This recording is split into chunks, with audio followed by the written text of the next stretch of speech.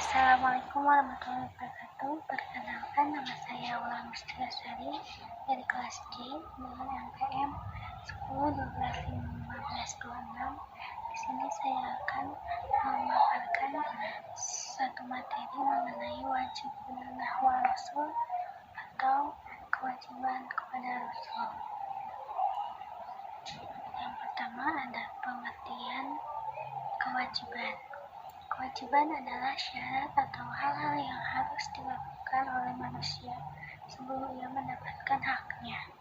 Jika kewajiban ditinggalkan, maka manusia akan berdosa karena kewajiban pasti akan berdampak pada terhalangnya hak orang lain.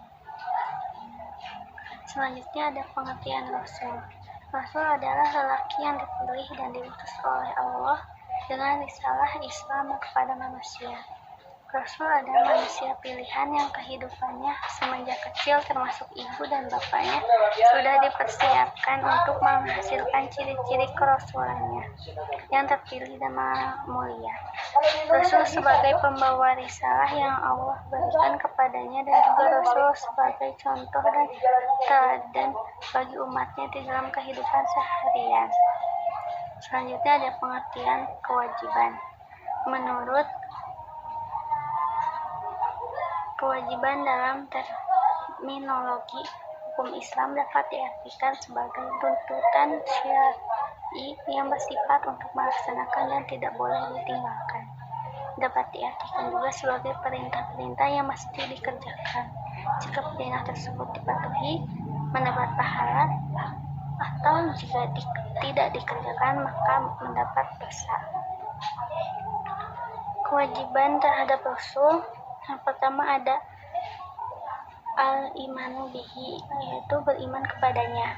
Beriman kepada Rasulullah SAW merupakan salah satu konsekuensi dari pemahaman bersyahadat. Beriman kepada Rasul berarti percaya dan yakin bahwa Rasul itu benar-benar utusan Allah Subhanahu wa Ta'ala yang ditugaskan untuk membimbing umatnya agar menempuh jalan yang benar dan diridhoi oleh Allah Subhanahu wa Ta'ala sehingga selamat dunia dan akhirat. Yang kedua ada mahabbatuhu atau mencintainya. Mencintai Rasulullah merupakan konsekuensi daripada mencintai Allah Subhanahu wa Ta'ala. Mencintai Rasulullah adalah bagian daripada mencintai Allah dengan cara kita mentaati Allah Subhanahu wa Ta'ala dan menjauhi kemaksiatan kepada beliau. Di sana ada dua cinta. Cinta yang pertama cinta kepada Allah yang merupakan pokok segala cinta.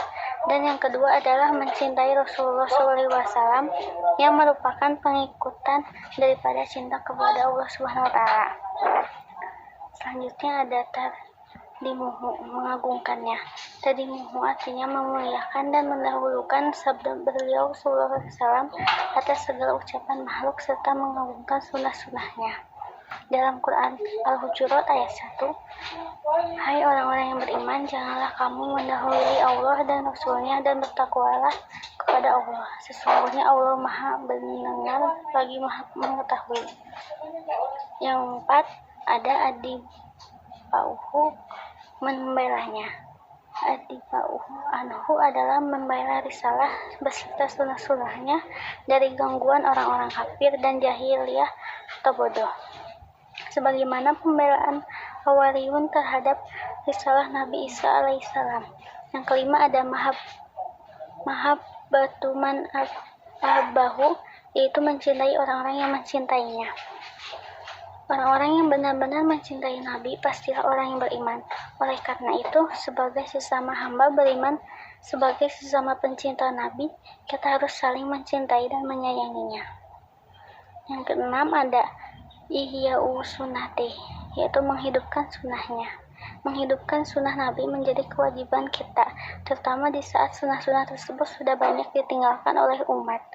Yang ketujuh ada iksarus sholawati alaihi, memperbanyak sholawat kepadanya. Sesungguhnya Allah dan malaikat-malaikatnya bersolawat untuk Nabi, hai orang-orang yang beriman. Kedelapan ada ittiba manhu, yaitu wajib bagi mereka yang mengaku beriman dan mencintai Allah dan Rasulnya.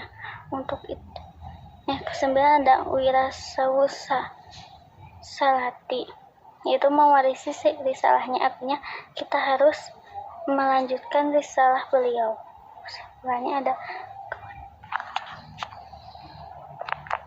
Selanjutnya ada kesimpulan. Kewajiban dalam terminologi hukum Islam dapat diartikan sebagai tuntutan syar'i yang bersifat untuk melaksanakan dan tidak boleh ditinggalkan. Sekian dari saya. Wassalamualaikum warahmatullahi wabarakatuh.